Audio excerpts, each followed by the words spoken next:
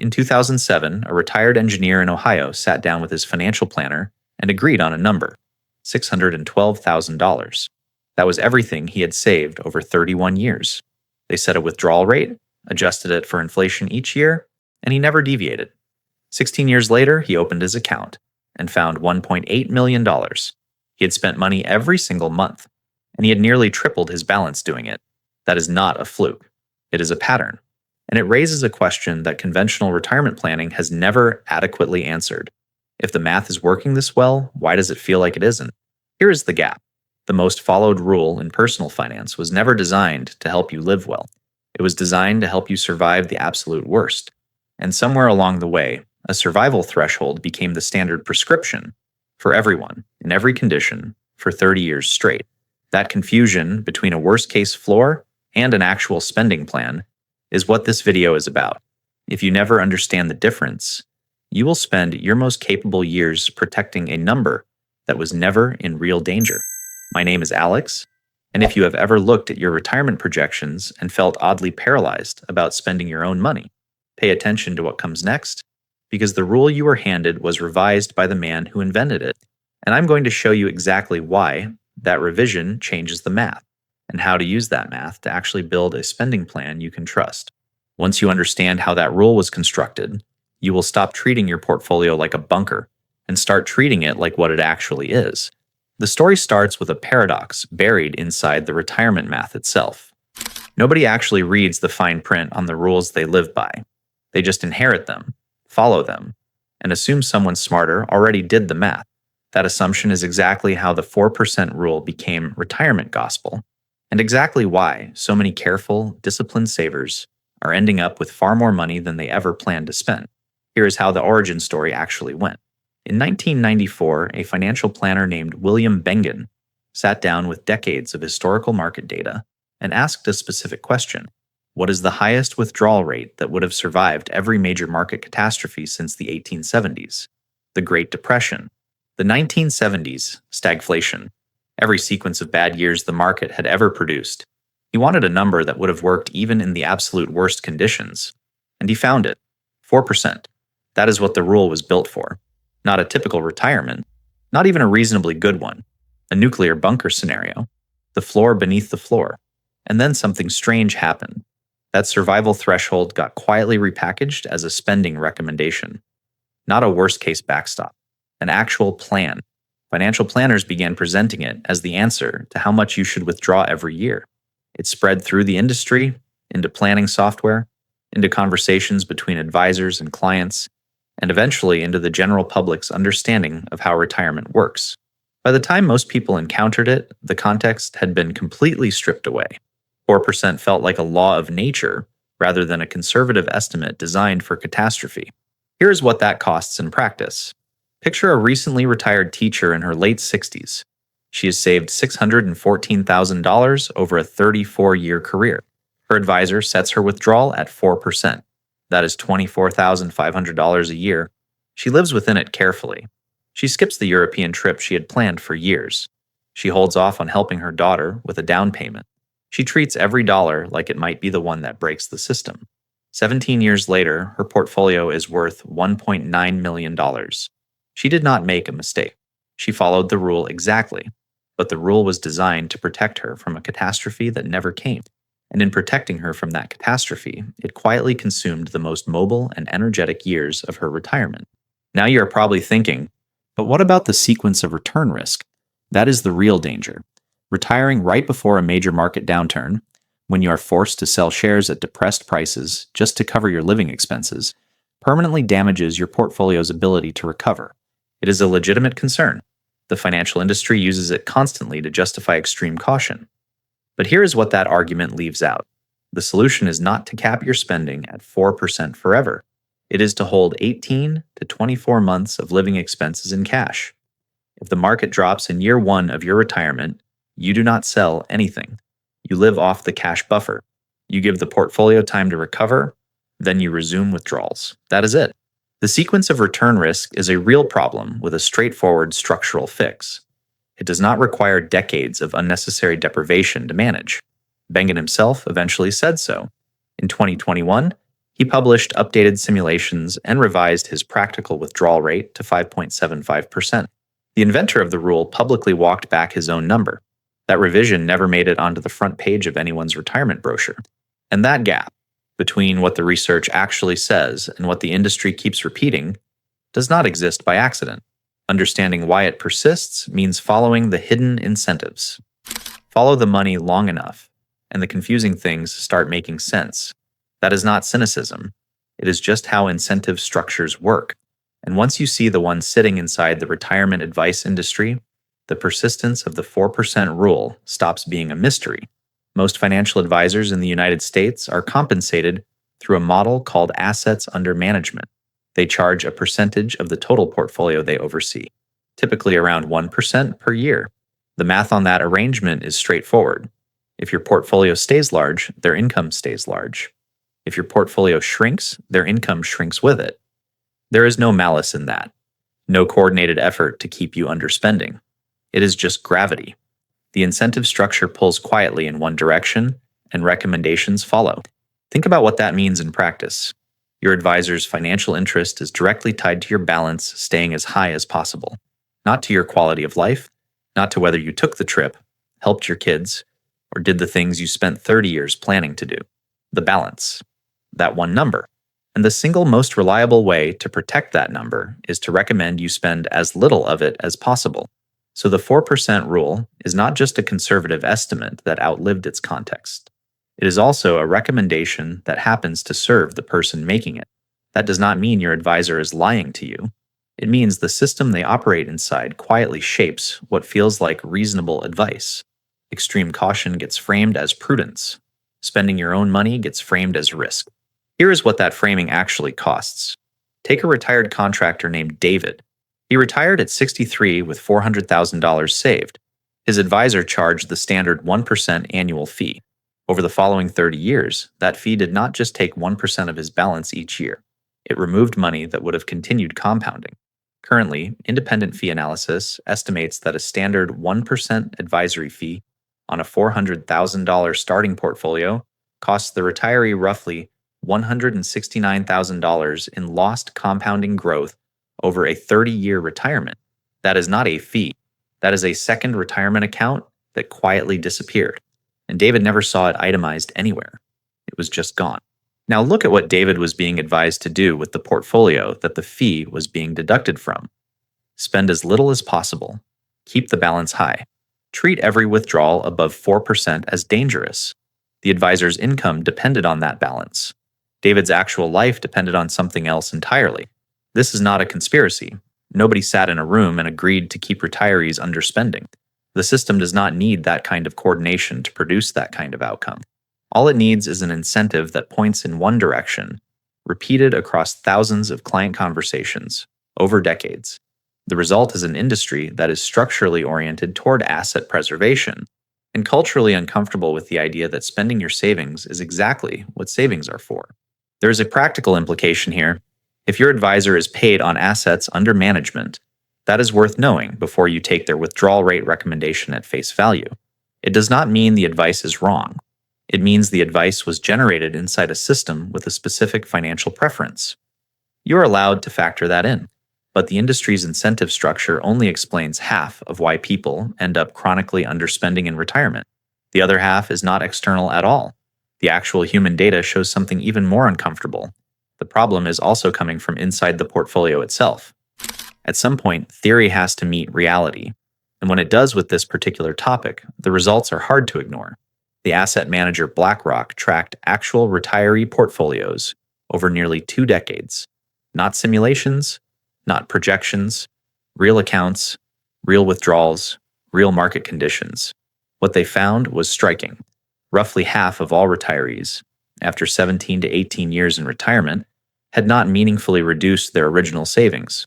Not because they were wealthy to begin with, not because they had unusually high pension income, but because the math of compounding growth at 7% annually simply outpaced withdrawals set at 4%. The portfolio kept growing faster than the cautious withdrawals could drain it. 40% of those retirees still had 100% or more of their original principal remaining after nearly 2 decades of monthly spending. Read that again. After almost 20 years of living off their savings, nearly half had the same amount they started with, or more. Financial academic Michael Kitches ran a separate analysis across 115 different historical 30-year periods. He wanted to know not just whether the 4% rule survived the bad scenarios, but what it actually produced across all of them. The answer was uncomfortable. In roughly half of those historical periods, a 4% withdrawal rate resulted in the portfolio nearly tripling by the end of 30 years. Not surviving, tripling. So here's the pattern that those two studies confirm together.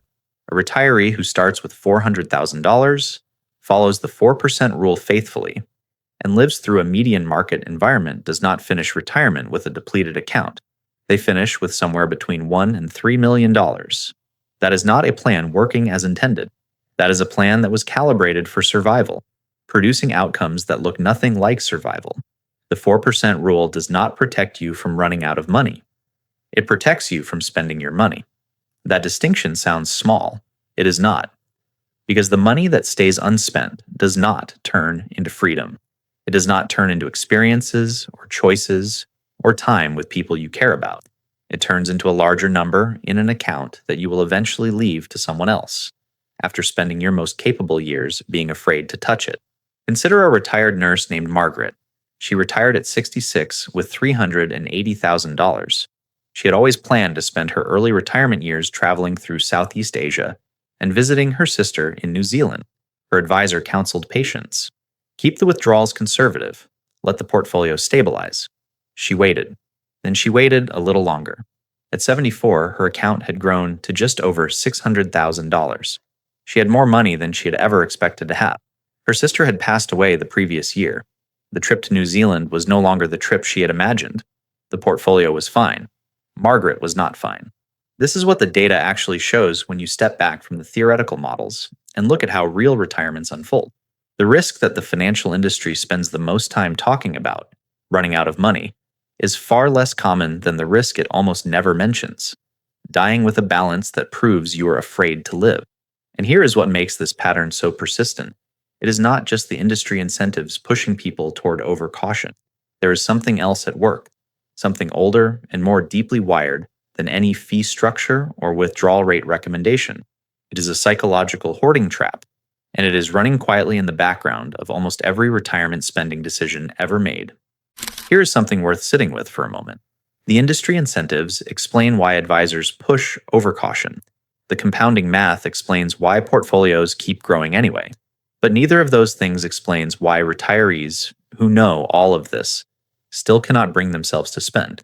Why can someone look at a $600,000 balance, understand intellectually that the math supports higher withdrawals, and still feel a physical resistance to touching it? That feeling is not irrational. It is ancient, and it has a name.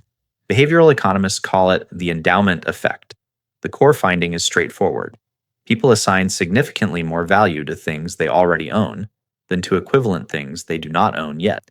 Losing something you have feels roughly twice as painful as gaining something of equal value feels good. That asymmetry is not a personality quirk.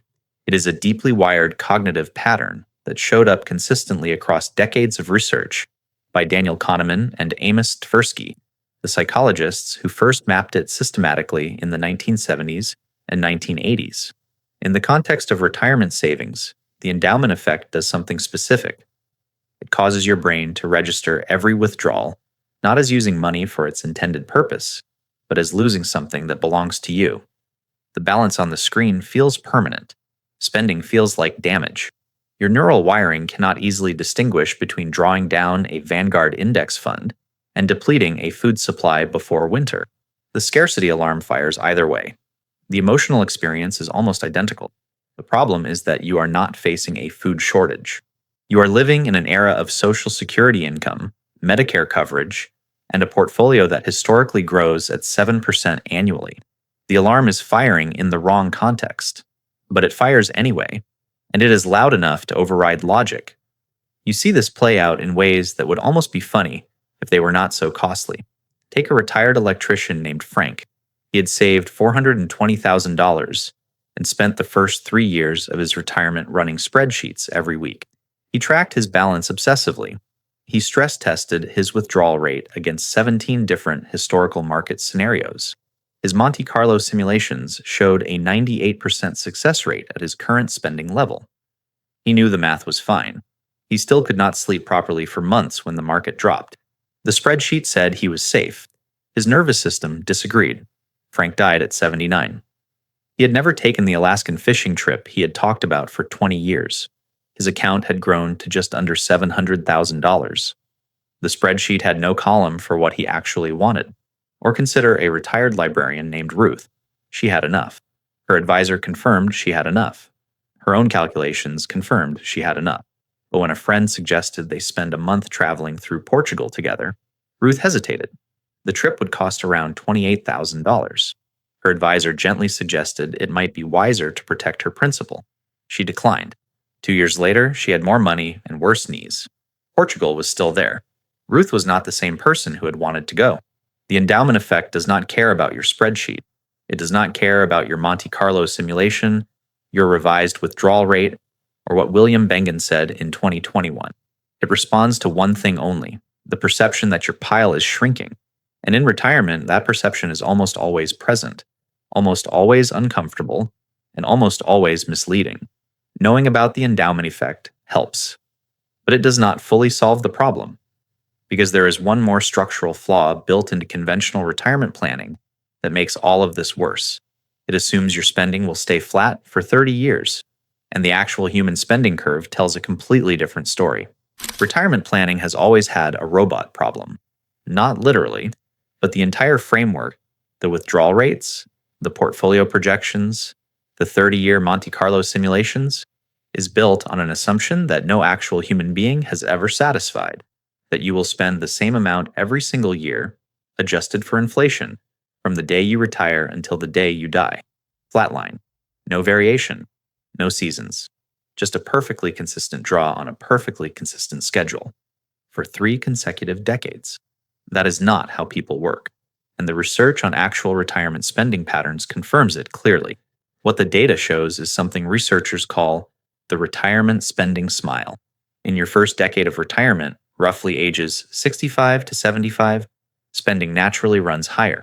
You have the health to travel, the energy to be active, the mobility to do the things you spent your career planning to do.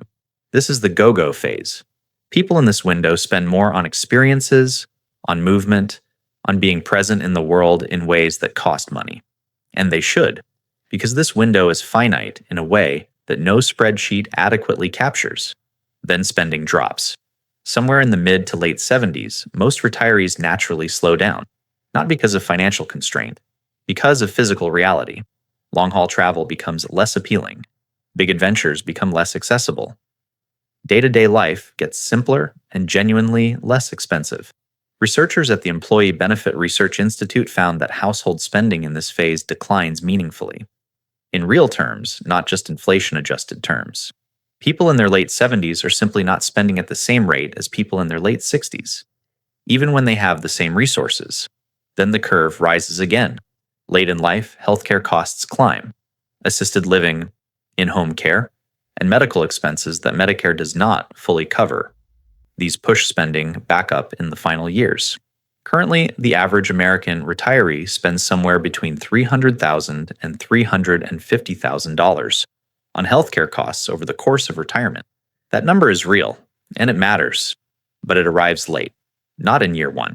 The shape of that curve, high early, lower in the middle, higher again at the end, is the smile. And conventional retirement planning ignores it almost entirely. The 4% rule does not care which phase of retirement you are in. It dispenses the same flat amount in year 2 as in year 22. It gives you the same budget in your most capable decade as it gives you when you can barely travel across the state. Think about what that actually means. The years when you have the health to spend meaningfully are precisely the years the flat withdrawal rate is most aggressively protecting your principal. You are being handed a survival ration during a feast. Consider a retired civil engineer named Thomas. He retired at 66 with $530,000. He followed the 4% rule faithfully. In his late 60s, he wanted to take his grandchildren to Japan. He wanted to rent a house in coastal Maine for the summer. He wanted to do a cross-country road trip while he still felt comfortable driving long distances. He held back. The budget felt tight. At 78, his portfolio had grown substantially. He had more money. He also had a new hip, a thinner social calendar, and considerably less appetite for 18-hour flights. The grapes ripened in the first decade. Thomas left them on the vine. By the time he was ready to harvest, the season had changed. Front-loading your lifestyle spending in that first decade is not recklessness.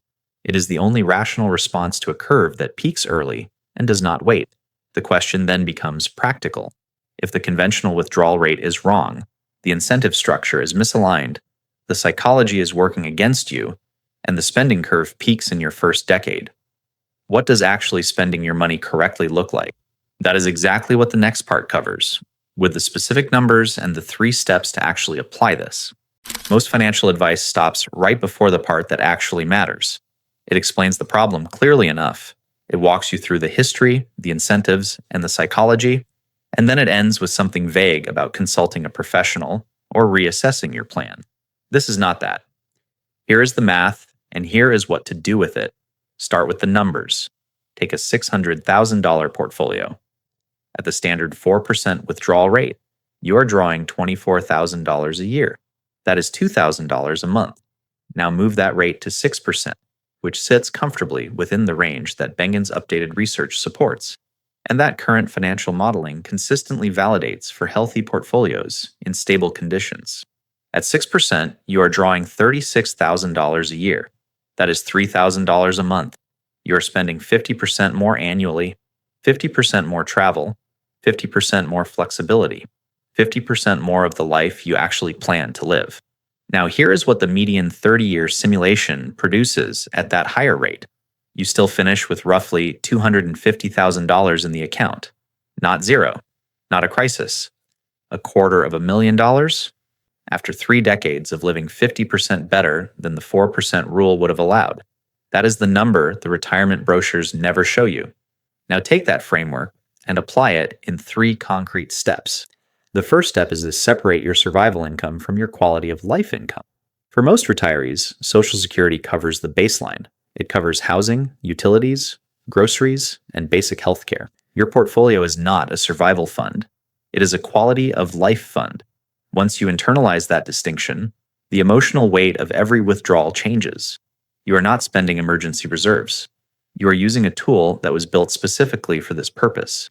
The second step is to use planning tools that reflect human flexibility, rather than robot consistency.